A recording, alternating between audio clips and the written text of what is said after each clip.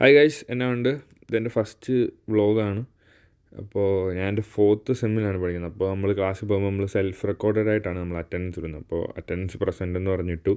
പിന്നെ ആദ്യത്തെ ഒരു അരമണിക്കൂർ എല്ലാവരും വരികയൊക്കെ ആയിരിക്കും. അപ്പോൾ പഠിപ്പിലൊന്നുമില്ല. അപ്പോൾ അത് കാരണം യൂട്യൂബിൽ ഇങ്ങനെ ഷോർട്സും പുതിയതായിട്ട് വന്ന നിവിൻ പോളിയുടെ പടത്തിൻ്റെ ട്രെയിലറൊക്കെ ഇങ്ങനെ ഇരുന്ന് കാണുമായിരുന്നു. ക്ലാസ്സൊക്കെ കഴിഞ്ഞു തിരിച്ച് വീട്ടിൽ പോകുന്നതാണ് ഈ കാണുന്നത്. ബസ് സ്റ്റോപ്പിലോട്ടാണ് ഈ പോകുന്നത്.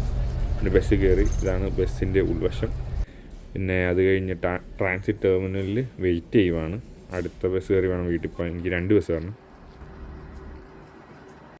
വീട്ടിൽ വന്നപ്പോഴാണ് ഓർത്തത് തിന്നാനൊന്നുമില്ല. അത് കാരണം ചിക്കൻ മേടിക്കാൻ വേണ്ടി അടുത്തുള്ള ചൈനക്കടയിൽ പോവാണ്. ചൈനക്കടയിൽ പോകുമ്പോൾ നമ്മൾ ആദ്യം തന്നെ അവിടെ ഫ്ലയർ വെച്ചിട്ടുണ്ട്. ഫ്ലയർ എന്ന് വെച്ചാൽ ആ ആഴ്ചയിൽ വിലക്കുറവുള്ള സാധനങ്ങളുടെ ഒരു ലിസ്റ്റാണ്. അപ്പോൾ ചുറ്റിനെല്ലാം കോപ്പിക്ക് മുട്ടായി, പിന്നെ ബിസ്ക്കറ്റ്, നമ്മുടെ കയ്യിൽ നിന്ന് പൈസ കളയാനുള്ള എല്ലാ മാർഗ്ഗങ്ങളും അവിടെ വെച്ചിട്ടുണ്ട്. പക്ഷെ നമ്മൾ അതൊന്നും നോക്കാതെ നമ്മൾ ഊട്ടിയിലെ കുതിരയെപ്പോലെ ലക്ഷ്യസ്ഥാനത്തോട്ട് മാത്രം നോക്കി പോകണം. എന്നിട്ട് ഞാൻ നേരെ മീറ്റിൻ്റെ സ്ഥലത്തിലോട്ടാണ് പോയത്.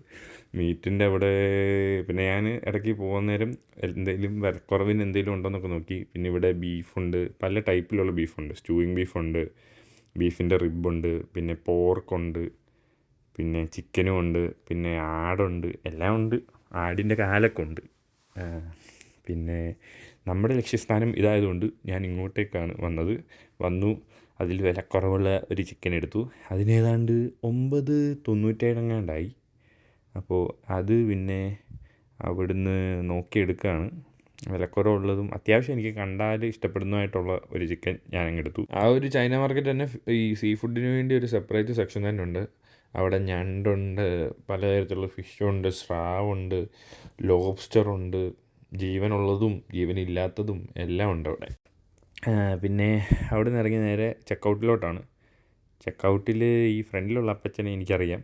പുള്ളി ഞങ്ങളുടെ അടുത്തെങ്ങാണ്ട് താമസിക്കുന്നത്. അത് കാരണം എന്നോട് ഇടയ്ക്കിടയ്ക്ക് പുള്ളി എന്തോ സംസാരിക്കുന്നുണ്ടായിരുന്നു. എനിക്ക് മനസ്സിലായില്ല. ഈ ചൈനീസ് സൂപ്പർ മാർക്കറ്റിൽ നമ്മൾ ക്യാഷ് കൊടുക്കുകയാണെങ്കിൽ അവർ ടാക്സ് ഒന്നും എടുക്കാതെ കൃത്യം എന്ത് വിലയാണോ ആ പ്രോഡക്റ്റ് കണ്ടത് അത് തന്നെ ചാർജ് ചെയ്യത്തുള്ളൂ. ഡെബിറ്റ് കാർഡോ ക്രെഡിറ്റ് കാർഡോ നമ്മൾ യൂസ് ചെയ്യുവാണെങ്കിൽ അവർ ടാക്സ് എടുക്കും.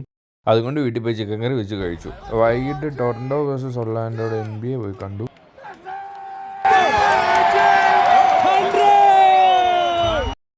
ഇന്നത്തേന് ഇത്രയേ ഉള്ളൂ. അപ്പോൾ ഓക്കെ, ബൈ.